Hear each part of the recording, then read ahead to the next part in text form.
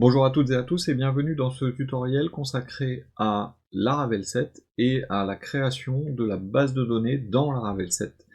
On va continuer notre site de petites annonces et aujourd'hui donc on va mettre en place la base de données complète qui va ressembler à ceci. Et donc une base de données similaire au projet que je suis en train de faire sur Symfony en même temps. Et donc vous avez votre table annonce dans laquelle vous allez avoir différentes informations. Chaque annonce va avoir une ou plusieurs images. On va pouvoir mettre en favori par l'intermédiaire de la table annonce users qui est liée à la table users qui elle-même contiendra donc les informations de l'utilisateur. Et on va avoir donc la table catégorie avec une petite subtilité sur une relation interne qui va permettre de gérer les parents-enfants au niveau des catégories. On a bien sûr notre terminal qui est ouvert et on a bien sûr notre projet également qui est ouvert. Donc pour commencer, la première chose qu'on va faire, c'est qu'on va configurer la base de données dans notre projet. Et donc ça va se passer dans le fichier env, dans la partie db, donc qui est juste sélectionné là au milieu. Et donc la seule chose que je vais avoir à modifier, moi, hein, ça va être juste le nom de la base. Donc je vais l'appeler petites annonces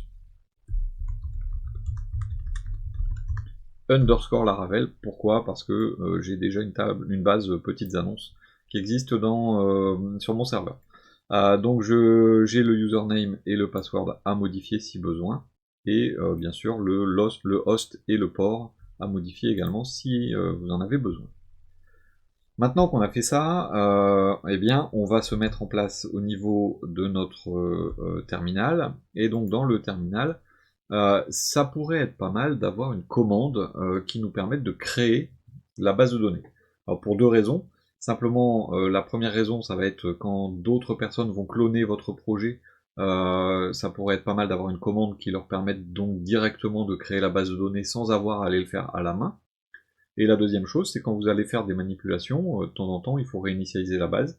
Et donc cette commande, je vous propose qu'elle supprime complètement la base existante et qu'elle la recrée à la demande en fait, directement. Ça nous permettrait donc de vider assez rapidement la base de données. Et ça n'existe pas, à ma connaissance en tout cas.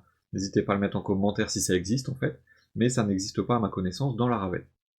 Donc la première chose qu'on va faire, c'est qu'on va créer une commande de terminal. Donc elle va apparaître dans App, hein, on va voir, donc tiens, j'ai mon dossier commands qui est déjà créé, mais s'il n'existe pas, vous inquiétez pas, ça va se créer. D'ailleurs, tiens, je vais le supprimer.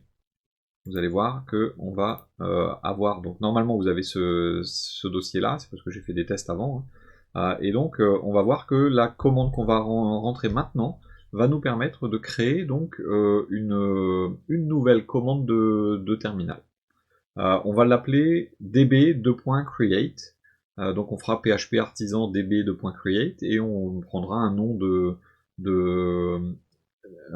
base de données derrière en option si on le souhaite. Donc pour commencer, on va faire un php artisan make command et je vais mettre la commande derrière que je vais appeler dbcreate.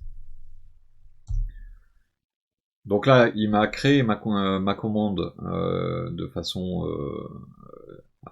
avec succès, et donc j'ai mon dossier commands qui vient d'apparaître, et dedans j'ai une classe dbcreate qui a été créée. Donc elle est là. Donc c'est la classe dbcreate qui va me permettre de gérer ma commande. Donc la première chose que je vais faire, je vais devoir importer db. db qui est une façade de Laravel. Alors on va voir comment ça va marcher après. Donc on aura un use à mettre ici en haut. On va voir si la saisie semi-automatique va fonctionner.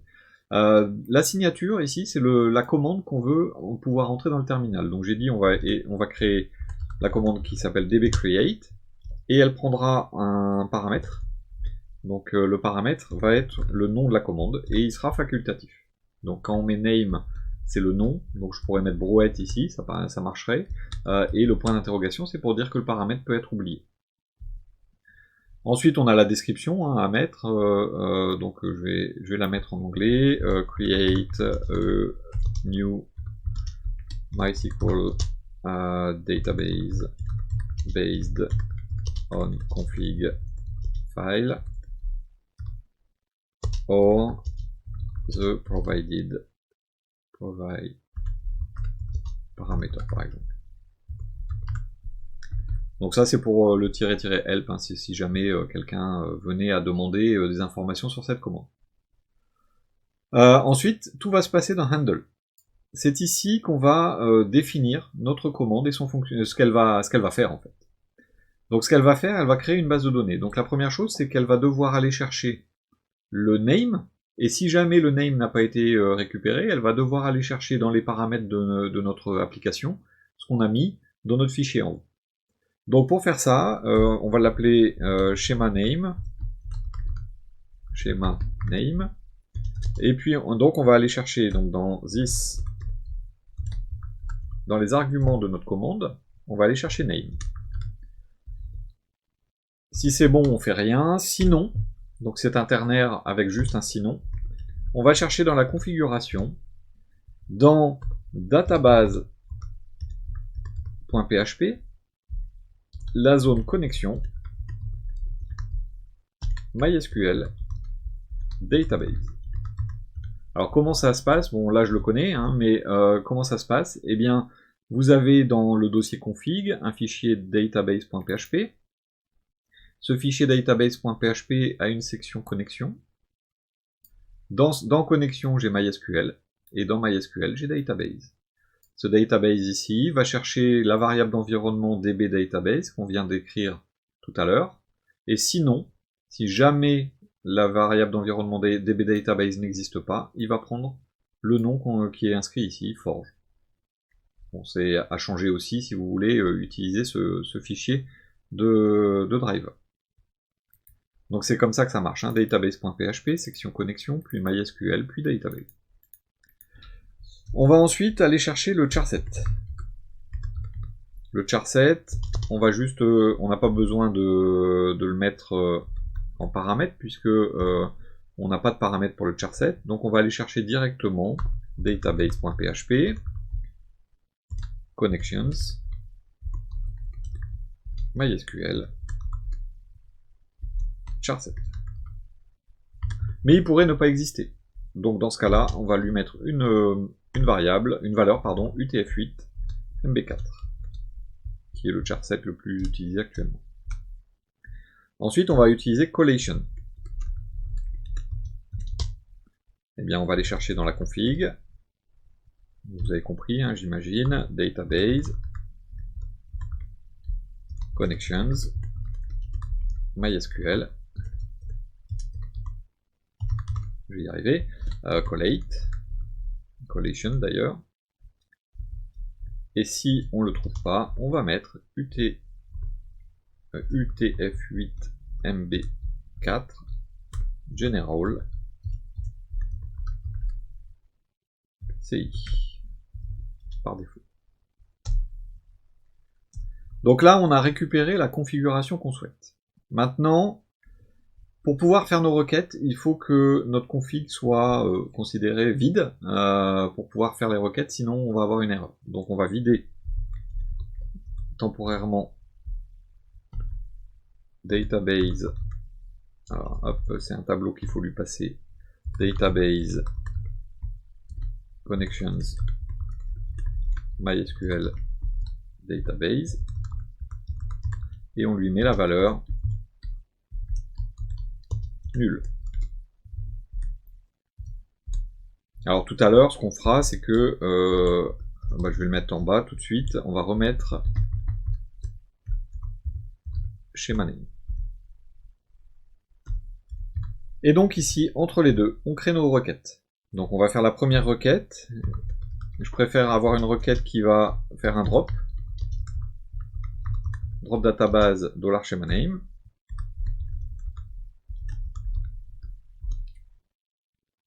Et donc on va l'exécuter. Donc on va utiliser l'objet DB.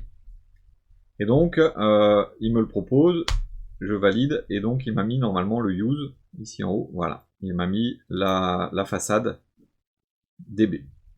Donc DB, on va utiliser la méthode statement et on va lui passer la requête.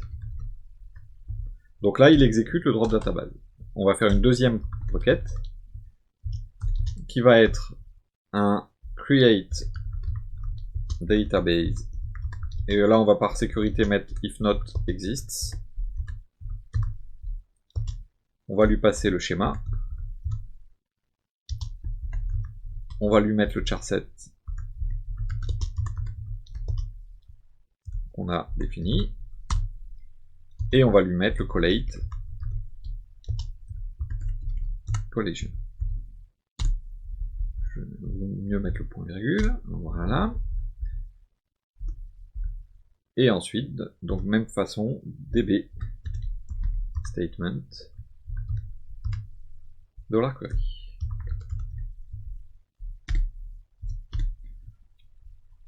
Voilà, donc normalement notre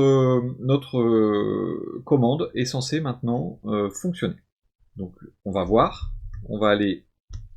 tiens, si je vais ajouter à la fin, ce serait pas mal de faire un echo database $schema name created successfully. Voilà, histoire d'avoir un retour disant que la base de données a été créée. Donc on va aller dans notre terminal, et là je vais faire un PHP artisan db create, tout simplement. Et là, il me dit bien que la base petites annonces Laravel a été créée avec succès. On va aller vérifier dans phpMyAdmin. Hop, je vais actualiser. Petites annonces Laravel est bien là, donc c'est bien ma base de données. Voilà, elle est là, elle est vide bien sûr pour l'instant, mais elle est présente. Tout ça pour créer la base de données. En tout cas, juste la base vide. Maintenant, ce qu'on va devoir faire, c'est créer ce qu'on appelle les migrations. Donc les migrations, on va aller voir dans le dossier database, on a un dossier migration. Ces migrations, en fait, ce sont des fichiers qui contiennent, donc là par exemple, une migration qui est créée par défaut, qui contient la création de la table users. Donc si vous regardez dans ce fichier de migration, on a un schéma de .create, on a le nom ici de la table qui va être créée, il y a le blueprint de la table, donc le modèle, et ensuite on lui donne les différents champs qu'on veut mettre directement dans la base. Eh bien, il va falloir qu'on crée ces différentes migrations les unes après les autres pour créer les différentes tables de notre base de données. Attention, elles vont être exécutées dans l'ordre dans lequel elles sont créées. Donc c'est important de savoir exactement dans quel ordre vous allez créer vos tables. Enfin vos tables, principalement par l'intermédiaire donc des relations. Il faut que vous ayez un maximum d'informations sur le sens des relations, puisque si vous faites une relation, il faut que la table existe déjà. Donc la première table qu'on va créer, ça va être la table, tiens, on va créer la table catégorie, et donc on va créer la migration correspondante. Donc on va aller sur notre invite de commande, et donc on va faire un PHP artisan. On va prendre make migration, et on va l'appeler create catégorie table. Ça va nous créer à la date et l'heure exacte qu'il est actuellement. Alors attention, c'est du TC, hein, donc c'est normal que vous ne voyez pas forcément exactement la même heure. Hein, il y a pour moi 2 heures de décalage. Mais il m'a créé donc ma migration, create category table.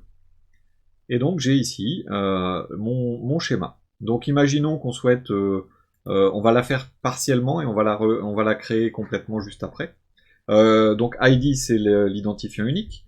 On va mettre dans notre table également une chaîne de caractères, donc il faut qu'on mette string, et on va l'appeler name.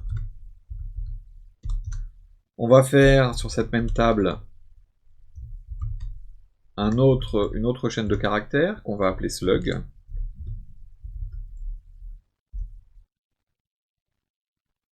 Et tiens, on va s'arrêter là pour l'instant parce qu'après c'est des relations, on va les voir juste après. Donc on s'arrête là pour l'instant et voilà, maintenant on a envie d'exécuter toutes ces migrations. Si on veut faire exécuter donc toutes ces migrations, ces 3 migrations, eh bien ce qu'on va faire c'est qu'on va aller dans notre terminal. Tiens, c'est bizarre, il n'avait pas terminé, mais c'est assez bizarre. Eh bien on va utiliser la commande php artisan migrate. Et donc là, si vous regardez, il vous donne la liste des migrations dans l'ordre dans lequel il les exécute. Donc il a bien fait create user stable, puis failed job stable, puis category stable. Et à chaque fois, il vous dit si ça a fonctionné ou pas. Donc là, les 3 ont fonctionné. Ça veut dire que si maintenant je vais dans ma base de données, que j'actualise, je vais avoir mes 3 tables. Donc si je vais regarder maintenant le concepteur, j'ai bien mes 3 tables, hein. J'ai failed jobs, donc c'est une table par défaut. J'ai users, tiens, j'ai migration, mais j'ai pas catégorie. Pourquoi il m'a pas fait catégorie? Pourquoi il m'a pas fait catégorie? Si c'est qu'elle elle apparaît pas vraisemblablement. Ouais, elle apparaît mais quelque part à l'extérieur. C'est un petit bug de PHPMyAdmin. Voilà, elle est en dessous. Ah, je vais y arriver, voilà. Et donc j'ai ma table catégorie qui est ici. Vous remarquerez que ici j'ai created at, updated at qui ont été créés, comme dans users. C'est directement, si je vais sur la bonne fenêtre c'est mieux, c'est directement timestamps. Timestamps va être géré automatiquement, et c'est date de création, date de mise à jour. Alors là, on va avoir maintenant plusieurs choses. Si vous regardez, dans le concepteur, au niveau aussi bien catégorie que users, l'ID, c'est systématiquement un big int unsigned, ça veut dire systématiquement positif.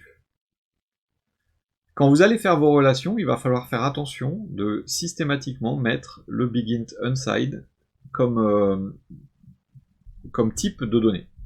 Et donc là, si on regarde par rapport au schéma que je vous ai donné, dans la table catégorie, on a une relation de la table avec elle-même sur un champ qui s'appelle parent_id, et donc il est bien en big int unsigned. Bien déjà, il faut le créer. Et donc, on va créer dans cette table un big int. Donc je prends big integer, je l'appelle parent id, et je lui précise derrière unsigned.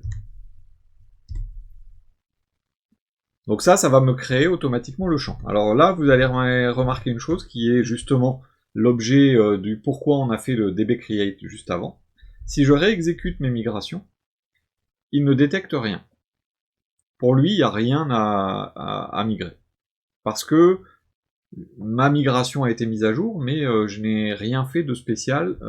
Pour lui, j'ai rien fait de spécial. Donc ce que je vais faire un dbCreate, puis je vais refaire un migrate.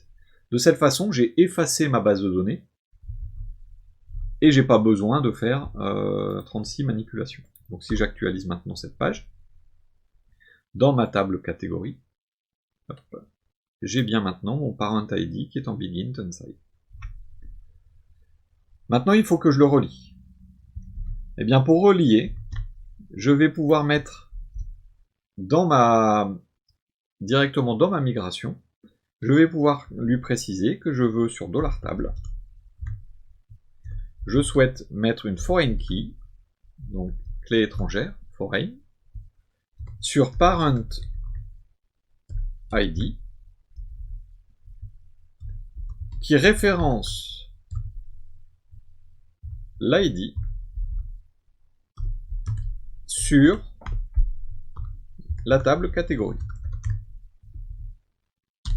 Voilà comment on crée une relation one-to-many, un à plusieurs, directement dans la même table. En fait, le parent ID, on lui dit qu'il référence l'ID qui est ici. Donc si maintenant j'efface ma base et que je refais un migrate, je vais avoir sur ma table catégorie une relation 1 à plusieurs directement sur parent ID. Donc tout ça en écrivant juste un fichier PHP. Et donc là, c'est le fichier de migration de la catégorie. Viendra ensuite la migration pour les annonces. Puisque si on suit notre schéma, les annonces ont besoin des catégories et des users. Donc vu que j'ai users et catégories qui sont déjà créés, maintenant je peux créer annonce. Une fois que j'aurai créé annonce, je pourrai créer image et annonce users. Donc c'est pour ça qu'il faut systématiquement réfléchir à l'ordre dans lequel on fait les choses. Donc là, première chose, je vais remonter un petit peu, je vais faire mon make migration, mais je ne vais pas faire catégorie, je vais créer annonce table.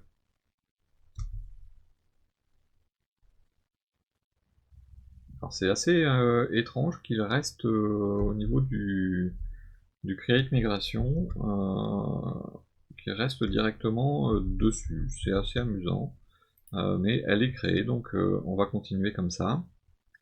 Donc là, pour l'annonce, on a besoin d'une chaîne de caractères, string, pour le title. Alors là, je vais copier-coller, hein. J'en ai besoin aussi pour le slug. Ensuite, j'ai besoin d'un long texte pour content. J'ai besoin ensuite d'un boolean pour active.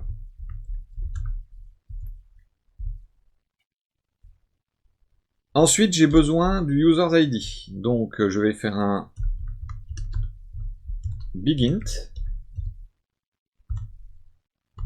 users ID unsigned. Alors, si je mets pas le unsigned ou le big int, je ne pourrai pas faire ma relation, parce qu'il faut que ce soit le même type. Je vais faire ensuite un $table big int sur catégorie ID que je vais mettre en unsigned. J'ai mes timestamps et moi j'ai l'habitude de mettre mes relations à la fin, donc $table,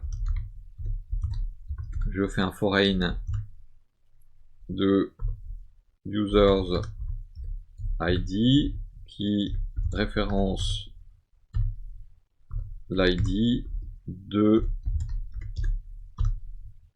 users, et je vais faire la même chose avec catégorie ID qui référence l'ID de catégorie.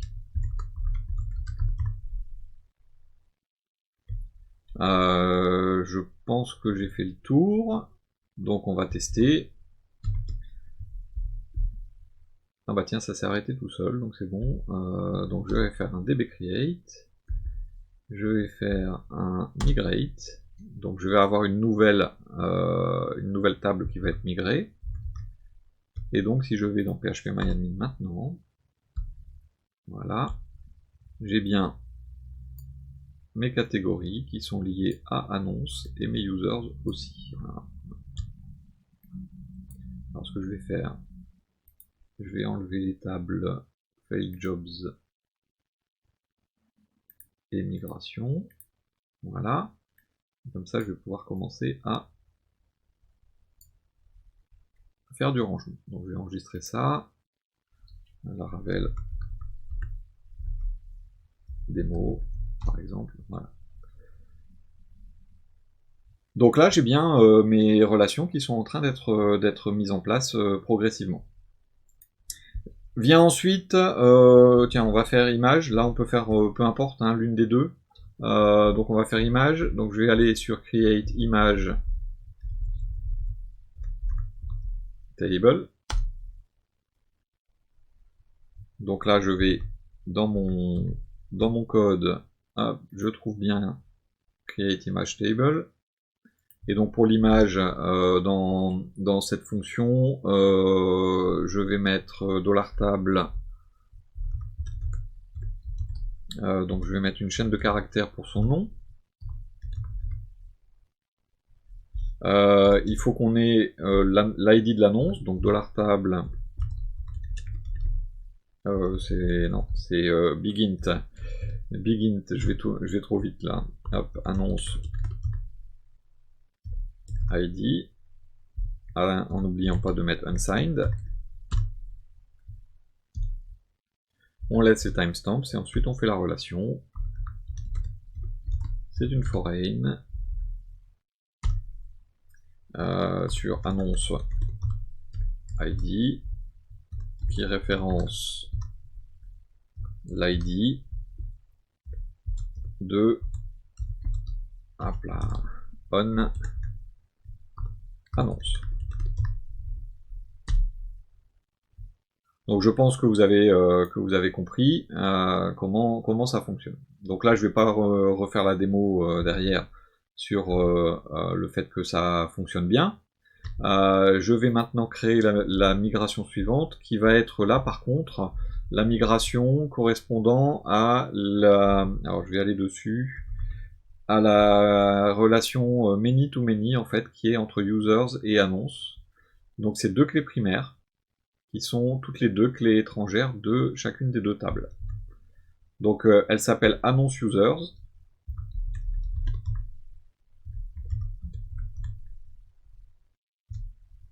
Voilà. Et donc dans annonce users, je vais aller lui mettre quelques petites, donc je vais aller faire quelques petites modifications. Là, il n'y a pas d'ID en fait. Là, je vais lui mettre d'abord un bigint que je vais appeler annonce ID qui va être unsigned. Ensuite, je vais mettre un autre bigint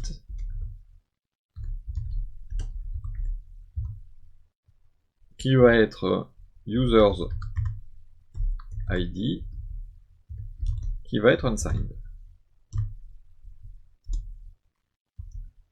Et là, je vais faire les foreign. Donc, $table foreign. Annonce ID.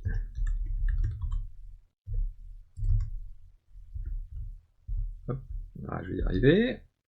Qui référence, hop là, l'ID dans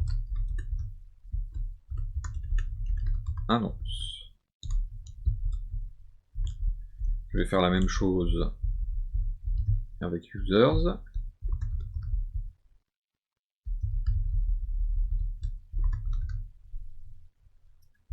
Là, j'ai pas de timestamp. Par contre, je vais profiter de cette ligne. J'ai une clé primaire qui est en fait une clé primaire composite qui est composée de deux clés primaires, deux clés étrangères, pardon. L'une qui s'appelle annonce ID et l'autre qui s'appelle users ID. Et voilà, j'ai créé donc ma table d'association entre mes deux tables, users et annonce. Alors on va vérifier bien sûr que tout ça fonctionne. Donc je vais faire d'abord un dbcreate pour supprimer ma base de données. Et ensuite, je vais faire un migrate. Voilà, tout s'est passé avec succès. Et donc maintenant, si j'actualise cette page, voilà, ne vous inquiétez pas, c'est normal que je ne vois pas encore toutes les tables. Hop, on va faire un peu de rangement et on va afficher, masquer la liste des tables. On va aller chercher annonce users et image. Image est ici, annonce users et là. Et voilà ce qu'il en est. Je vais dézoomer un petit peu, on va faire un peu de rangement, histoire de bien voir les choses. Hop. Voilà, et voilà. Et donc on a effectivement, hein, le visuel c'est à peu près comme ça, hein, que je l'avais tout à l'heure. Non, il a remis les mêmes couleurs. Voilà le visuel de notre base de données. On a créé donc la base de données, on a créé les relations, on a défini le nom et le type de chacun des champs. Donc voilà comment on s'y prend. On s'y prend par l'intermédiaire des migrations, et ces migrations nous permettent de définir la structure directe de nos tables dans la base de données. Voilà donc pour aujourd'hui, c'était un tutoriel sur Laravel 7. Je vous remercie de votre attention, je vous remercie de votre fidélité, et je vous dis à très bientôt.